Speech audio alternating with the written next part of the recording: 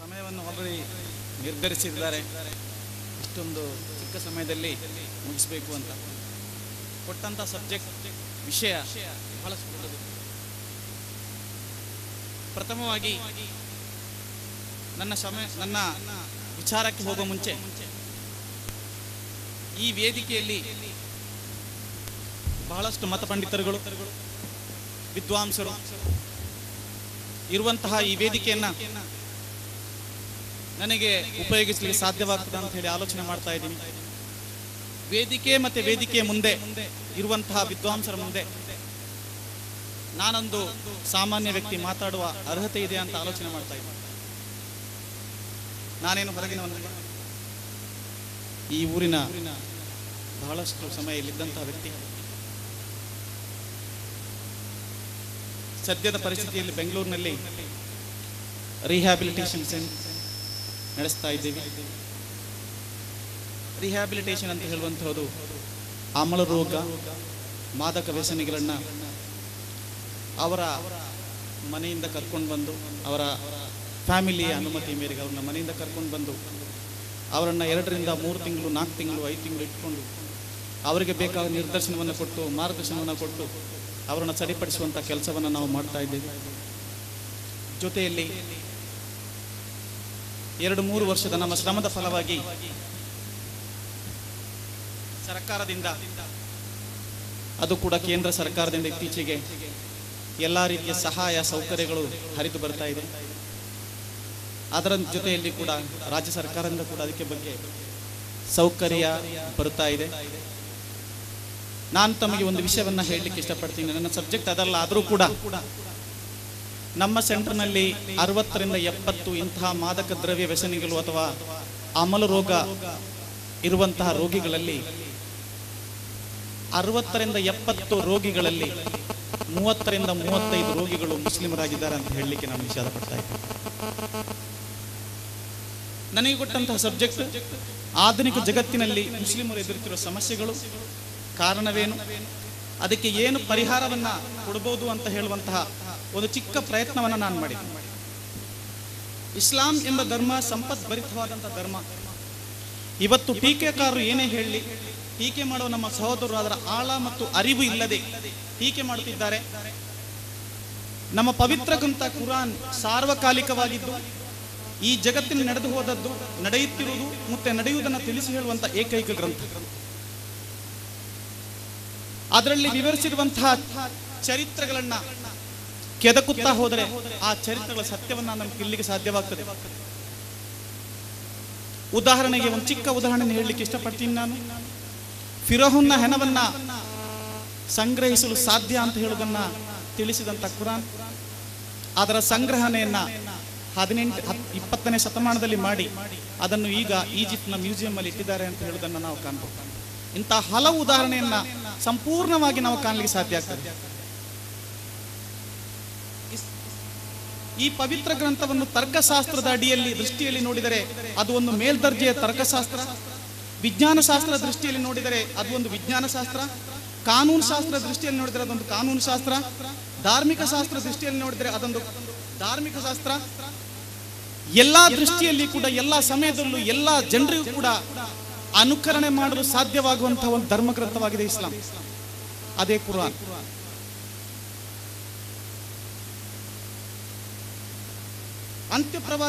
ಪ್ರವಾದಿ ಪರಂಪರೆ, ಅಂತ್ಯಪ್ರವಾದಿಯವರ ಆಚಾರ ವಿಚಾರ, ಆದರ್ಶ ಸಂದೇಶಗಳು ಸಾರ್ವಕಾಲಿಕವಾಗಿದ್ದು ಜಾತಿ ಮತ ಭೇದವಿಲ್ಲದೆ ಅನುಸರಿಸಿದಲ್ಲಿ ಈ ಜಗತ್ತಿನಲ್ಲಿ ಶಾಂತಿಯ ಮರುಸ್ಥಾಪನೆ ಆಗ್ತದೆ.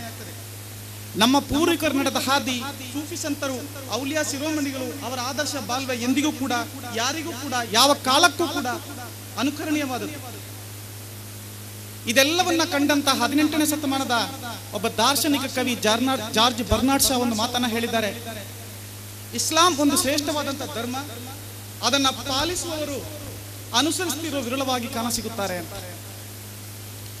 8 ಶತಮಾನಗಳ ಕಾಲ, ದೀರ್ಘಕಾಲ ಈ ದೇಶವನ್ನು ಆಳಿದಂತಹ ನಮ್ಮ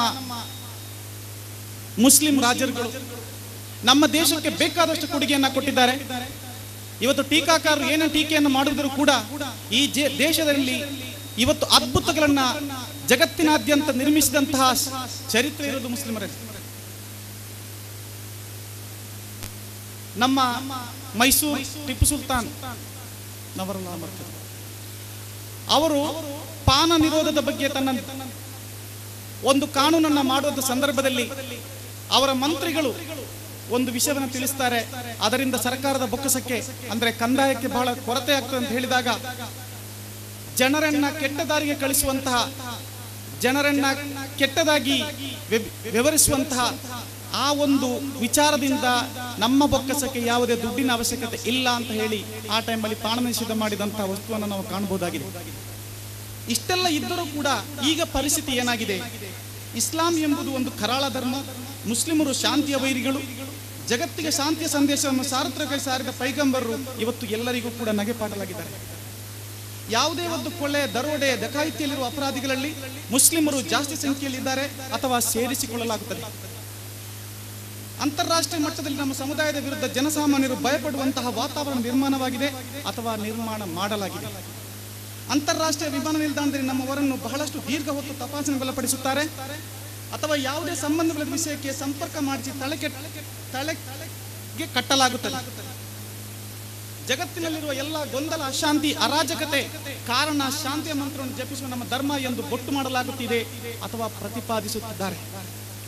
ಕೆಲವು ವಿಚಾರ ಅಥವಾ ವಿವಾದಗಳನ್ನು ಕೂಲಂಕುಷವಾಗಿ ಪರಿಶೀಲಿಸಿದಾಗ 100ರಷ್ಟು ಸತ್ಯವಲ್ಲದಿದ್ದರೂ ಕೂಡ ಕೆಲವಷ್ಟು ಅಂಶಗಳು ಹೌದು ಎಂದು ಪುಷ್ಟೀಕರಿಸುತ್ತದೆ. ಇದನ್ನ ನಮ್ಮ ಧರ್ಮವನ್ನ ದೂರಿ ಪ್ರಯೋಜನ ಇಲ್ಲ. ಮುಸ್ಲಿಂ ಧರ್ಮದ ಬಗ್ಗೆ ಒಂದೇ, ಇಸ್ಲಾಂನ ಬಗ್ಗೆ ಒಂದೇ ಒಂದು ಮಾತನ್ನು ಹೇಳಲಿಕ್ಕೆ ಇಷ್ಟಪಡೋದೇನೆಂದ್ರೆ, ಸಂಪೂರ್ಣ ಫುಲ್ಲಿ ಲೋಡೆಡ್ ಎಲ್ಲಾ ಫೆಸಿಲಿಟಿ ಇರುವಂತಹ ಒಂದು ವೆಹಿಕಲ್,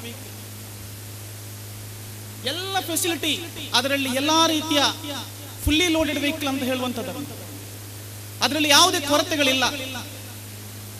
ನಾಯಕರುಗಳಿದ್ದಾರೆ, ಸೂಫಿಯವರಿದ್ದಾರೆ, ಔಲಿಯಾಗಳಿದ್ದಾರೆ, ಪ್ರವಾದಿ ಪರಂಪರೆ ಇದೆ, ಒಳ್ಳೆ ಧರ್ಮ ಗ್ರಂಥ ಇದೆ, ಇನ್ನೂ ಜಗತ್ತಿನಲ್ಲಿ ನಡೆದಂತಹ ವಿಚಾರ, ಈಗ ನಡೆಯುವಂತ ವಿಚಾರ, ಮುಂದೆ ನಡೆಯುವಂತ ವಿಚಾರವನ್ನು ತಿಳಿಸುವಂತಹ ಗ್ರಂಥಗಳಿದೆ. ಆದರೂ ಕೂಡ ಏನಾಗಿದೆ? ಅದು ಆ ಕಾರ್ನ ಪ್ರಾಬ್ಲಮ್ ಅಲ್ಲ ನನ್ನ ಸಹೋದರರೇ. ಪ್ರಾಬ್ಲಮ್ ಇರೋದು ಡ್ರೈವರ್ನಲ್ಲಿ. ಅವನು ತಗೊಂಡೋಗಿ ಆಕ್ಸಿಡೆಂಟ್ ಮಾಡಿದಕ್ಕೆ ಕಾರಣ ದೂರಿ ಪ್ರಯೋಜನ ಇಲ್ಲ. Car is fully loaded. ನಮ್ಮ ಜೀವಜನತೆ ಇಂದು ಗೊಂದಲದ ಕಡೆ ವಾಳುತ್ತಿರುವುದು ಹೇಗೆ? ಹೌದೇ? ನಮ್ಮನ್ನು ಅನ್ಯಾಯವಾಗಿ ಬಲಿಪಶುಗಳನ್ನಾಗಿ ಮಾಡಲಾಗಿದೆ ಅಥವಾ ಮಾಡಲಾಗುತ್ತದೆ ಎಂದು ಆಶಾಭಂಗವಾಗಿದ್ದಾರೆ.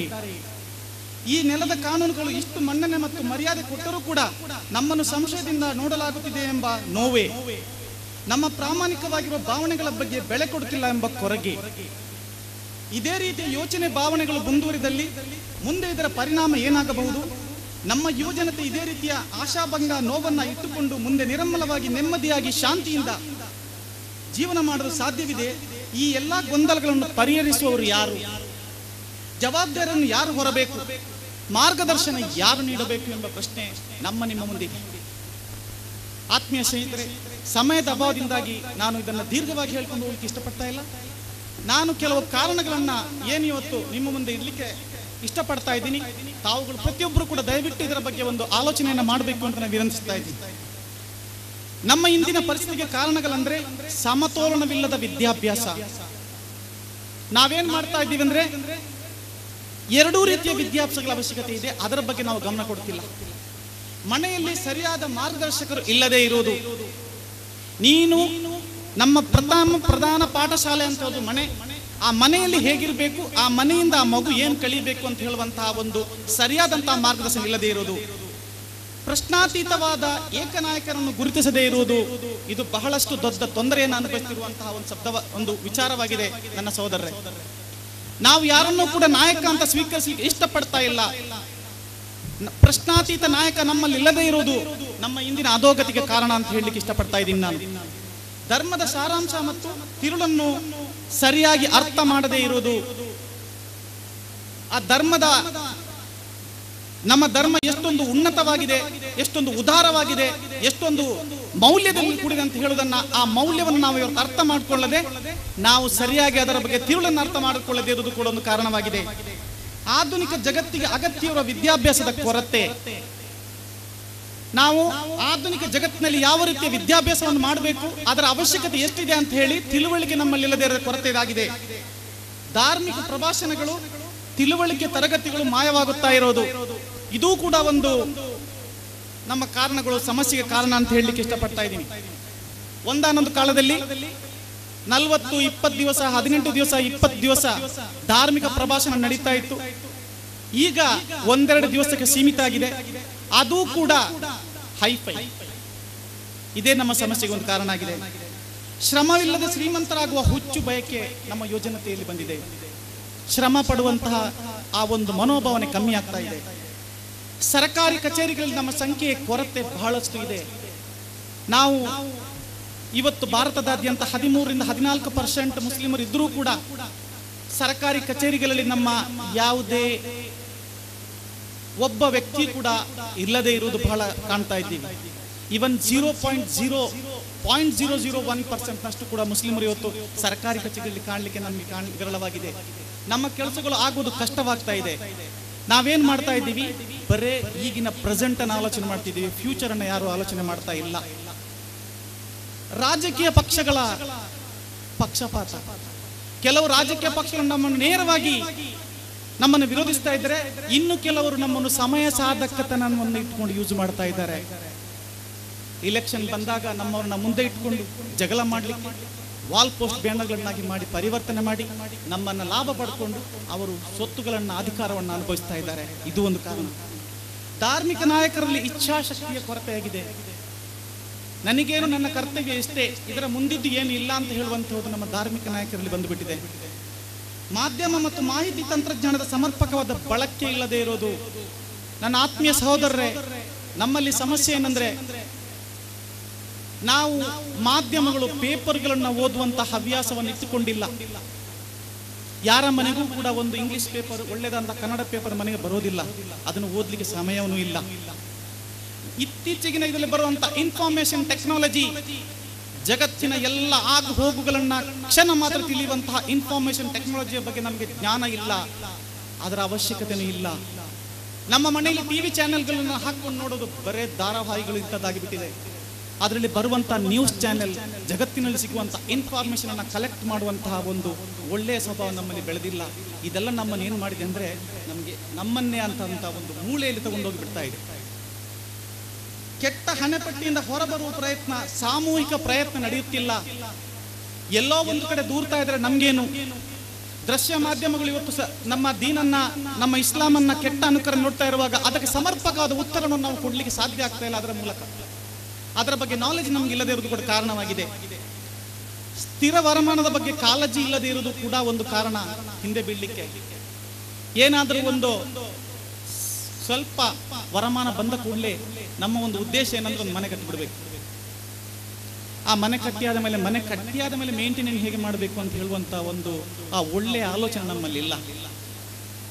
ಆ ಮನೆಗೆ ಬೇಕಾಗುವ ವ್ಯವಸ್ಥೆ, ಓಕೆ ಮನೆ ಕಟ್ಟಿದ್ರೆ ಆಯ್ತಾ, ಒಂದು ಸ್ಥಿರ ವರಮಾನ, ಆ ಸ್ಥಿರ ವರಮಾನವನ್ನ ಮಾಡುವಂತಹ ಬೇರೆ ಜಾತಿಯನ್ನು ಅನುಕರಿಸಬೇಕು ನಾವು.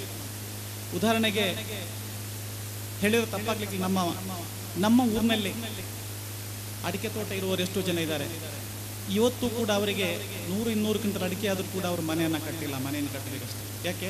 ಫಸ್ಟ್ ವರಮಾನವನ್ನ ಸ್ಟೇಬಲ್ ಮಾಡ್ತಾ ಇದ್ದಾರೆ. ಸೊ ಇದೆಲ್ಲ ಸಮಸ್ಯೆಗಳನ್ನ ನಾವು ಇವತ್ತು ಕಾರಣಗಳನ್ನ ಕಂಡುಹಿಡಿಯಬಹುದು. ಇನ್ನೂ ತಾವು ವಿದ್ಯಾವಂತರು, ಬುದ್ಧಿವಂತರು, ಇನ್ನೂ ಹಲವು ಕಾರಣಗಳನ್ನು ನೀವು ಕಾಣಲಿಕ್ಕೆ ಸಾಧ್ಯ ಆಗಬಹುದು. ಇದಕ್ಕೆ ಪರಿಹಾರ ಏನು? ನನ್ನ ಸಮಯದ ಅಭಾವ ತುಂಬಾ ಇರೋದ್ರಿಂದ ಪರಿಹಾರ ಏನು ಅಂತ ಹೇಳುವುದನ್ನ ಒಂದು ಸ್ವಲ್ಪ ಒಂದು ವಿಶ್ಲೇಷಣೆಯನ್ನು ಮಾಡಲಿಕ್ಕೆ ಇಷ್ಟಪಡ್ತಾ ಇದ್ದೀನಿ. ಈ ಊರಿನ ಒಬ್ಬ ಪ್ರತಿನಿಧಿಯಾಗಿ ನಾನು ಸಾಧಾರಣವಾಗಿ ಯಾವತ್ತಾದರೂ ಮೂಡುಬಿದ್ರಿಂದ ಮಂಗಳೂರಿಗೆ ಹೋಗುವಂತಹ ಸಂದರ್ಭದಲ್ಲಿ ತೋಡಾರ್ ಬಂದ ಕೂಡಲೇ ಎರಡೂ ಕಡೆ ನೋಡುವಾಗ ಅಲ್ಹಮ್ದುಲಿಲ್ಲಾ ನೇಮತ್ತನ್ನ ಕಾಣಬಹುದಾಗಿದೆ. ಒಳ್ಳೆ ಮನೆಗಳು, ಐಷಾರಾಮಿ ಮನೆಗಳು, ಒಳ್ಳೆ ಸೈಟ್ಗಳು, ಒಳ್ಳೆ ಪ್ರಾಜೆಕ್ಟ್ಗಳು ಕಾಣ್ತಾ ಇದೆ. ನನಗೆ ಅನಿಸ್ತಾ ಇತ್ತು, ಇಷ್ಟೆಲ್ಲ ಬಂದರೂ ಕೂಡ ಒಂದು ಒಳ್ಳೆ ಯೋಚನೆಗಳು ಯಾಕೆ ಇವರಿಗೆ ಬರ್ತಾ ಇಲ್ಲ. ಅಲ್ಹಮ್ದುಲಿಲ್ಲಾ, ನಿಜವಾಗಿ ನನಗೆ ಇಷ್ಟು ಖುಷಿಯಾಗಿದೆ. ಅಂತಹ ಒಂದು ಒಳ್ಳೆಯ ಯೋಚನೆ ಈ ಜನತೆಗೆ, ಅದರಲ್ಲಿ ಇಲ್ಲಿದ್ದಂತಹ ಉಮರಾಗಳು ಯಾರಿಗೆ ಬಂದಿರೋದು ನಿಜವಾಗಿಯೂ ಅನುಕರಣೀಯವಾದ. ಅದು ಕೂಡ ನಿಜವಾಗಿಯೂ ಒಂದು ಧಾರ್ಮಿಕ, ಬರೇ ಧಾರ್ಮಿಕ ಅಂತ ಉದ್ದೇಶವನ್ನು ಇಟ್ಟುಕೊಂಡಿಲ್ಲ.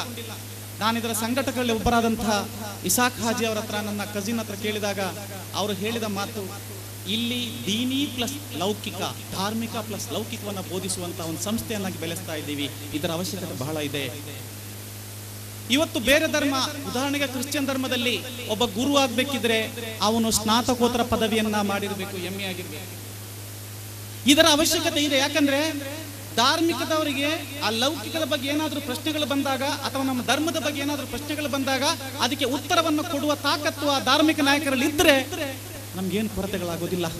ಅದರ ಅವಶ್ಯಕತೆ ಇದೆ. ಅವರಿಗೆ ಸಂಪೂರ್ಣ ನಾಲೆಡ್ಜ್, ಜಗತ್ತಿನ ನಡೆಯುವಂತಹ ನಾಲೆಡ್ಜ್ ಅವರ ಬಾಯಿಯಲ್ಲಿ ಇದ್ರೆ, ಅದು ಕೂಡ ಕಾನೂನಿನ ಮೂಲಕ ಎದುರಿಸುವಂತ ತಾಕತ್ತು ಅವರಿಗೆ ಬಂದ್ರೆ ಅದು ನಿಜವಾಗಿಯೂ ಅಗತ್ಯವಾಗಿರೋದು ಕೂಡ. ಅಂತಹ ಒಂದು ಪ್ರಯತ್ನವನ್ನ ಇವತ್ತು ನಮ್ಮ ಈ ಸಂಘಟಕರು ಮಾಡಿದ್ದಾರೆ. ಅಲ್ಹಮ್ದುಲಿಲ್ಲಾ, ಅಲ್ಲಾಹು ಅದಕ್ಕೆ ಎಲ್ಲಾ ರೀತಿಯ ಸಹಕಾರವನ್ನ, ಸಹಾಯವನ್ನ, ಅದನ್ನು ಶ್ರೇಯೋಭಿವೃದ್ಧಿಯನ್ನು ಮಾಡಲಿ ಅಂತ ನಾನು ಪ್ರಾರ್ಥಿಸ್ತಾ ಇದ್ದೀನಿ. ಆತ್ಮೀಯ ನನ್ನ ಸಂಘಟಕರೇ, ಇದರ ಮುಂದೆ ಸವಾಲುಗಳು ಬೇಕಾದಷ್ಟಿದೆ. ಅತ್ಯಂತ ಶ್ರಮ ಪಡಬೇಕಾಗಿದೆ. ಮುಂದಿನ ಫಲ ಚೆನ್ನಾಗಿರಬಹುದು. 3 ರಿಂದ 4 ವರ್ಷ ಒಂದು ಟ್ರಸ್ಟ್ ಅನ್ನ ಮಾಡಿ ಆ ಟ್ರಸ್ಟ್ ನಲ್ಲಿ ಬೇಕಾದಷ್ಟು ಕಷ್ಟವನ್ನು ಅನುಭವಿಸಿದ್ದೇವೆ.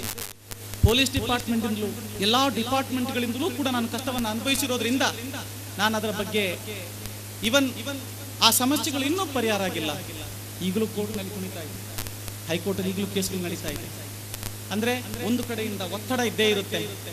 ಸೋಲ್ಬೇಡಿ, ಶ್ರಮ ಪಡಬೇಕು, ಫಲ ಚೆನ್ನಾಗಿರುತ್ತೆ. ಕಷ್ಟಪಡಬೇಕು, ಬೆಂಬಲ ಕೊಡಿ ಪ್ರತಿಯೊಬ್ಬರು. ಇಲ್ಲಿ ಅವನು ಯಾರು, ಇವನು ಯಾರು, ಅವರು ಯಾರು ಅಂತ ನೋಡುವಂತ ಅವಶ್ಯಕತೆ ಇರೋದಿಲ್ಲ. ಒಳ್ಳೆ ಕೆಲಸವನ್ನು ಮಾಡ್ತಾ ಇದ್ದಾರೆ. ನಂದು ಒಂದೇ ಕೆಲಸ, ಸಹಾಯ ಮಾಡೋದು. ಒಬ್ಬ ಪ್ರಶ್ನಾತೀತ ನಾಯಕನನ್ನ ರೂಪಿಸುವ, ನಾವು ಇರುವೆಯನ್ನ ಕಂಡಿದ್ದೀವಲ್ಲ, ತಾವೆಲ್ಲರೂ ಇರುವೆಯನ್ನ ನೋಡಿದ್ದೀವಲ್ಲ. ಆ ಇರುವೆ ನೋಡಿ, ಒಂದು ಇರುವೆ ಮುಂದೆ ಹೋಗ್ತಾ ಇದ್ರೆ ಅದು ಎಷ್ಟೇ ಟರ್ನ್ ಬೆಂಡ್ಗಳು ಹೋಗ್ತಾ ಇದ್ರು ಕೂಡ ಅದರ ಹಿಂದೆ ಅದೇ ದಾರಿಯಲ್ಲಿ ಬೇರೆ ಇರುವೆಗಳು ಸಾಳುವುದನ್ನು ನಾವು ನೋಡ್ತಾ ಇದ್ದೀವಿ. ಅದು ನಾಯಕನ ಬಗ್ಗೆ ಪ್ರಶ್ನೆ ಇಲ್ಲ. ಅಲ್ಲಿ ನಾನು ಈ ನೇರ ಹೋಗಿ ಅಲ್ಲಿ ರೀಚ್ ಆಗ್ಬೋದು ಅಂತ ಇನ್ನೊಂದು ಹಿಂದಿನ ಇರುವೆ ಆಲೋಚಿಸೋದಿಲ್ಲ. ಸಾಲಾಗಿ ಹೋಗ್ತದೆ ಎಷ್ಟೇ ಬೆಂಡ್ಗಳಾಗ್ಲಿ ಅಂತ ಪ್ರಶ್ನಾತೀತ ನಾಯಕನನ್ನ ಗುರುತಿಸಬೇಕು. ಆ ಒಂದು ಲಾಂಛನದ ಅಡಿಯಲ್ಲಿ ನಾವಿರಬೇಕು. ಎರಡನೇದಕ್ಕೆ ಪರಿಹಾರ ಅಂದ್ರೆ ರಾಜಕೀಯವಾಗಿ ತಿಳುವಳಿಕೆಯನ್ನ ನಾವು ಬೆಳೆಸ್ಕೊಳ್ಬೇಕು. ಎಲೆಕ್ಷನ್ ಅಥವಾ ಬೇರೊಂದು ಬಂದ ಕೂಡಲೇ ನಾವು ಇಮಿಡಿಯೇಟ್ಲಿ ನಮ್ಮತನವನ್ನ ಮಾರ್ಕೊಂಡು ನಾನೊಂದು ಪಕ್ಷ, ಮನೆಯಲ್ಲಿ 8 ಪಕ್ಷ ಇಟ್ಕೊಂಡು ಅಲ್ಲಿ ಯಾವುದೇ ರೀತಿಯಾದಂತಹ ಸಮರ್ಪಕವಾದ ಬೆಂಬಲ ಇಲ್ಲದ ಮಾಡ್ಕೊಳ್ತೀವಿ ನಾವು. ಉದಾಹರಣೆಗೆ ನೋಡಿ, ಬರೀ 2 ರಿಂದ 3% ಇರುವಂತಹ ಕ್ರಿಶ್ಚಿಯನ್ ಕಮ್ಯುನಿಟಿ ಅವರ ಚರ್ಚ್ಗಳ ಮೇಲೆ 1-2 ಅಟ್ಯಾಕ್ಗಳಾದಾಗ ಇಡೀ ಸಮುದಾಯ ಎದ್ದು ನಿಂತಿತು. ವಿಧಾನಸಭೆಯಲ್ಲಿ ಅದರ ಶಬ್ದ ಪ್ರತಿಧ್ವನಿಸಿತು. ನಮ್ಮ ಮಸೀದಿ ಮಂದಿರಗಳ, ನಮ್ಮ ಮಸೀದಿ ದರ್ಸುಗಳ ಮೇಲೆ ಎಷ್ಟೊಂದು ಅಟ್ಯಾಕ್ ಆದರೂ ಕೂಡ ವಿಧಾನಸಭೆಯಲ್ಲಿ ಪ್ರತಿಧ್ವನಿಸಲಿಲ್ಲ, ಎಲ್ಲಿಯೂ ಪ್ರತಿಧ್ವನಿಸಲಿಲ್ಲ. ಅವರ ಒಗ್ಗಟ್ಟು, ಅವರ ಇದು ಅಷ್ಟಿತ್ತು. ಇನ್ನೂ ಜೀವಂತವಾಗಿರುವ ಧಾರ್ಮಿಕ ಪ್ರಜ್ಞೆ ನಮ್ಮಲ್ಲಿ ಇದೆ. ನಮ್ಮ ಮತ ಅಂದ್ರೆ ಧಾರ್ಮಿಕ ನಾಯಕರು, ಉಸ್ತಾದ್ಗಳು ಹೇಳುವಂತ ಮಾತನ್ನ ಅನುಸರಿಸುವ ಜನ ಇನ್ನೂ ಇದ್ದಾರೆ, ಇನ್ನೂ ಯುವಕರಿದ್ದಾರೆ.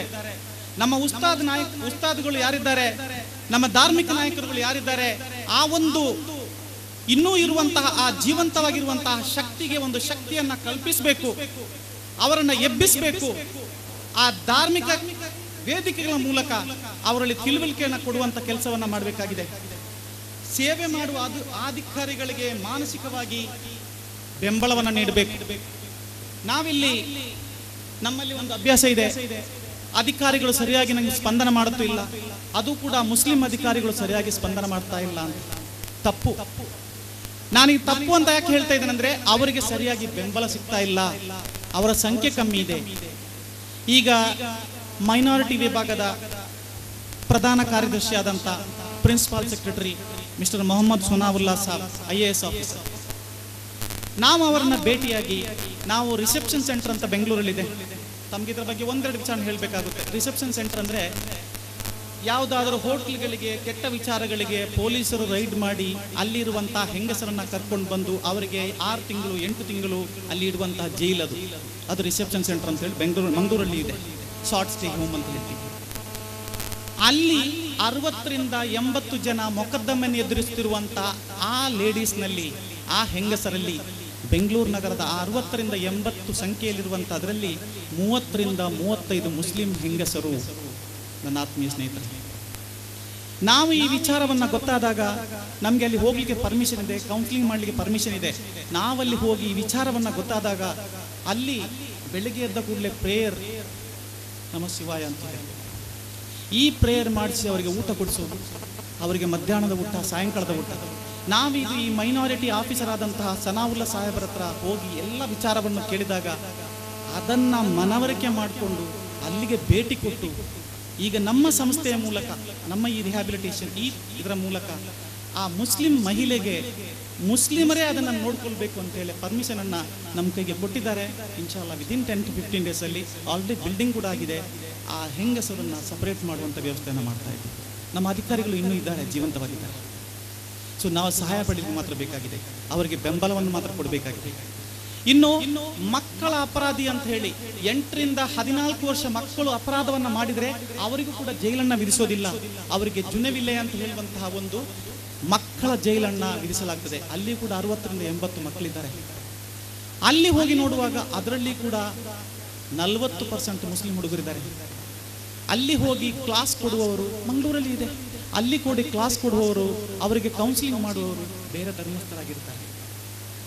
ಸೊ ಅವರ ಪರಿಸ್ಥಿತಿ ಏನಾಗಿರ್ಬೋದು, ಅಲ್ಲಿಯೂ ಕೂಡ ಅದನ್ನು ಕೂಡ ಸಪರೇಟ್ ಮಾಡುವಂಥ ಕೆಲಸವನ್ನ ನಮ್ಮ ಮೊಹಮ್ಮದ್ ಸನಾವುಲ್ಲಾ ಸಾಹೇಬರು IAS ಆಫೀಸರ್ ಅವರು ಮಾಡಿದ್ದಾರೆ. ಇನ್ನು ನಮ್ಮಲ್ಲಿ ಅಧಿಕಾರಿಗಳು ಉಳಿದಿದ್ದಾರೆ.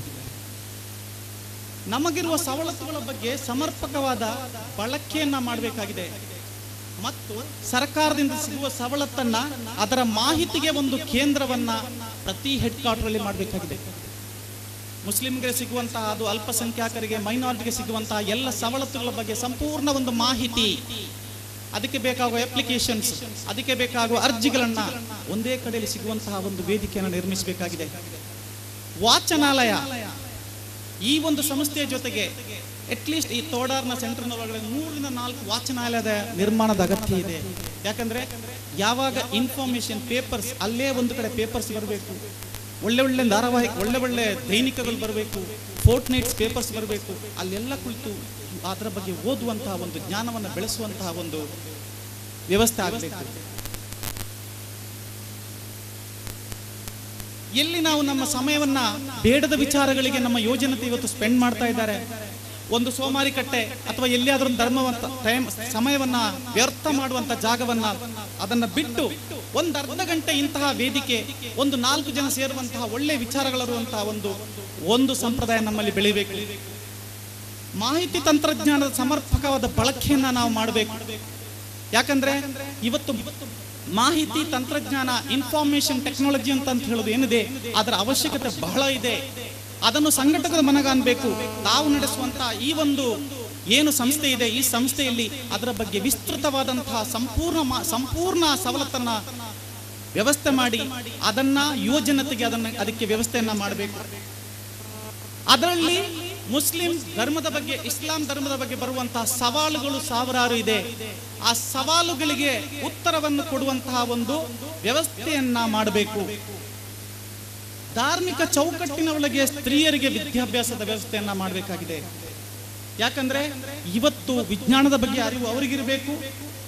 ಈಗ ಸರ್ಕಾರ ಈ 8ನೇ ತಾರೀಕಿಗೆ, ಇವತ್ತು ತಾರೀಕು 6, 8ನೇ ತಾರೀಕಿಗೆ ತರುತ್ತಿರುವಂತಹ ವಿಧೇಯಕ, ಕೇಂದ್ರ ಸರ್ಕಾರ 33% ಲೇಡೀಸ್ಗಳಿಗೆ ಮೀಸಲಾತಿ, ಅದರ ಉಪಯೋಗವನ್ನು ನಮ್ಮ ಮುಸ್ಲಿಮರು ಧಾರ್ಮಿಕ ಚೌಕಟ್ಟಿನೊಳಗೆ ಉಪಯೋಗಿಸುವಂತಹ ಒಂದು ವೇದಿಕೆಯನ್ನ, ಒಂದು ಜ್ಞಾನವನ್ನ ಅವರಿಗೆ ಒದಗಿಸಬೇಕು.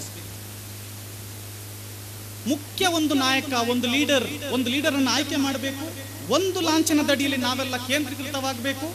ಸಮಸ್ಯೆ ಬಂದಲ್ಲಿ ಸುಲಭದಲ್ಲಿ ಪರಿಹಾರ ಮಾಡಲಿಕ್ಕೆ ಸಾಧ್ಯ ಆಗ್ತದೆ ಅಂತ ನನ್ನ ಅನಿಸಿಕೆ. ಚರ್ಚೆ, ಸೆಮಿನಾರ್ಗಳು, ಸ್ಪರ್ಧಾರಹಿತವಾದಲ್ಲಿ ತಿಳುವಳಿಕೆ ಶಿಬಿರಗಳನ್ನ ನಡೆಸಬೇಕು. ಇಲ್ಲಿ ಅದು ಯಾರ ವೇದಿಕೆ, ಇದು ಯಾವ ವೇದಿಕೆ, ಅವನು ಯಾರು ಮಾಡುವಂತ ಪ್ರಶ್ನೆ ಅಗತ್ಯ ಇಲ್ಲ. ಅಲ್ಲೇನ್ ನಡೀತಾ ಇದೆ, ಏನಾದರೂ ಇದೆಯಾ ಅಂತ ಹೇಳುವಂತಹ ಒಂದು ಸ್ವಭಾವ ನಮ್ಮಲ್ಲಿ ಬೆಳಿಬೇಕು. ಲೌಕಿಕ ವಿದ್ಯಾಭ್ಯಾಸಕ್ಕೆ ಒತ್ತು ಕೊಡುವುದು, ಅದರ ಮಹತ್ವವನ್ನು ಆ ಬಗ್ಗೆ ಅರಿವು ಮೂಡಿಸೋದು, ಡ್ರಾಪ್ ಔಟ್ ಆಗೋ ವಿದ್ಯಾರ್ಥಿಗಳನ್ನು ಗುರುತಿಸೋದು, ಅವರ ಪೋಷಕರಿಗೆ ತಿಳಿ ಹೇಳೋದು, ಆಗಾಗ ವಿದ್ಯಾರ್ಥಿಗಳನ್ನ ಊಟ ಮಾಡಿ ಅವರಿಗೆ ತಿಳಿ ಹೇಳೋದು. ಡ್ರಾಪ್ ಔಟ್ ಅಂತ ಹೇಳಿದ್ರೆ 8ನೇ ಕ್ಲಾಸ್ 9ನೇ ಕ್ಲಾಸ್ ಆಗುವಷ್ಟು ಹೊತ್ತಿಗೆ ನಮ್ಮ ಮಕ್ಕಳು ವಿದ್ಯಾಭ್ಯಾಸ ನಿಲ್ಲಿಸ್ತಾರೆ. ನಾವು ನೋಡ್ತೀವಿ, ಅತ್ಯಂತ ಒಂದು ಸೆನ್ಸಿಟಿವ್ ಟೈಮ್ ಅದೇ. ನಾವು ತಿಳ್ಕೊಳ್ತೀವಿ 20 ವರ್ಷ ಅಲ್ಲ, ಅದಕ್ಕೆ ಹೇಳೋದು ಟೀನೇಜ್ ಅಂತ. 13 to 19, ಆ 13 ನಲ್ಲಿ ಡ್ರಾಪ್ ಔಟ್ ಆಗುವಂತಹ ವಿದ್ಯಾರ್ಥಿಗಳು ಯಾರಿದ್ದಾರೆ ಅವರಿಗೆ ತಿಳಿ ಹೇಳಬೇಕು, ಅವರ ಪೋಷಕರಿಗೆ ತಿಳಿ ಹೇಳಬೇಕು. ಈಗ ನಮ್ದು ಆಲ್ರೆಡಿ 40-45, ಈಗ ಸಂಘಟಕರಿದ್ದಾರೆ, ಅವರು ಕೂಡ 40-45 ದಾಟಿದ್ದಾರೆ. ಈಗ ಇರುವಂತಹ ಇಲ್ಲಿ ಈ ಹೊಸ ಯುವಕರಲ್ಲಿ ಆ ವಿದ್ಯೆಯ ಬಗ್ಗೆ ಮಹತ್ವವನ್ನು ಹೇಳಿಕೊಟ್ಟು ಅವರ ಮನೆಯವರಿಗೆ ಮನವರಿಕೆ ಮಾಡಿಕೊಟ್ಟು ಅವರಿಗೆ ಅದಕ್ಕೆ ಆ ವಿದ್ಯೆಯನ್ನ ಕಂಟಿನ್ಯೂ ಮಾಡುವಂತಹ ಒಂದು ಅವಕಾಶವನ್ನು ಮಾಡಿಕೊಡಬೇಕು. ಧಾರ್ಮಿಕ ಚೌಕಟ್ಟಿನೊಳಗೆ ಸಂಸ್ಕೃತಿಯನ್ನು ಅಭಿವೃದ್ಧಿಪಡಿಸೋದು, ನಮ್ಮದೇ ಆದಂತಹ ಒಂದು ಸಂಸ್ಕೃತಿ ಇದೆ, ನಮ್ಮದೇ ಆದಂತಹ ಮೌಲ್ಯಾಧಾರಿತವಾದಂತಹ ಜೀವನದ ಪರಂಪರೆ ಇದೆ, ಪ್ರವಾದಿ ಪರಂಪರೆ ಇದೆ, ಔಲ್ಯ ಪರಂಪರೆ ಇದೆ, ಸೂಫಿ ಸಂತರ ಪರಂಪರೆ ಇದೆ. ಅದು ಯಾವುದನ್ನ ಬಿಟ್ಟು ಹೋಗದೆ ಅದನ್ನ ಇಟ್ಟುಕೊಂಡು ನಮ್ಮ ಜೀವನವನ್ನು ಸುಧಾರಿಸೋದು. ಸಹೋದರ ಧರ್ಮದವರಿಗೆ ನಮ್ಮ ಧರ್ಮದ ಆದರ್ಶಗಳನ್ನು ಹೇಳಲು ಸಮರ್ಪಕವಾದ ವೇದಿಕೆ, ಮಾಧ್ಯಮ, ದೃಶ್ಯ ಮಾಧ್ಯಮಗಳನ್ನು ಉಪಯೋಗಿಸಿಕೊಳ್ಳೋದು. ನಮ್ಮ ಧರ್ಮದ ಬಗ್ಗೆ ಕೀಳರಿಮೆ ಇಟ್ಟುಕೊಂಡು ಅದು ಒಂದು ರೀತಿಯ ಕೆಟ್ಟದಾದಂಥ ಧರ್ಮ ಅಂತ ಒಂದು ರೀತಿಯ ಪ್ರಚಾರ ನಡೆಸ್ತಿರುವಂತ ವಿರುದ್ಧ ನಾವು ಮೈಕ್ ವೇದಿಕೆ ಅಲ್ಲ, ಅವರದೇ ಆದ ವೇದಿಕೆಯಲ್ಲಿ ಪ್ರಾಪರ್ ಮಾಧ್ಯಮದಲ್ಲಿ ಅವರಿಗೆ ಅದರ ಬಗ್ಗೆ ಉತ್ತರವನ್ನು ಕೊಡುವ ಅವಶ್ಯಕತೆ ಇದೆ ಅಂತ ನಾನು ಭಾವಿಸ್ತಾ ಇದ್ದೀನಿ. ಇಷ್ಟು ಹೇಳಿ ನನ್ನ ಮಾತುಗಳು ಮುಗಿಸ್ತಾ ಇದ್ದೀನಿ. ನನಗೆ 20 ನಿಮಿಷ ಟೈಮನ್ನು ಕೊಟ್ಟಿದ್ದಾರೆ, 30 ನಿಮಿಷ ಟೈಮನ್ನು ಯೂಸ್ ಮಾಡಿದ್ದೀನಿ. ಒಂದೆರಡು ನನ್ನ ಅನಿಸಿಕೆಯನ್ನು ನಾನು ಹೇಳಿದ್ದೀನಿ. ನನಗೆ ಅತ್ಯಂತ ಖುಷಿಯಾದಂಥ ಒಂದು ವಿಷಯ ಏನಂದರೆ,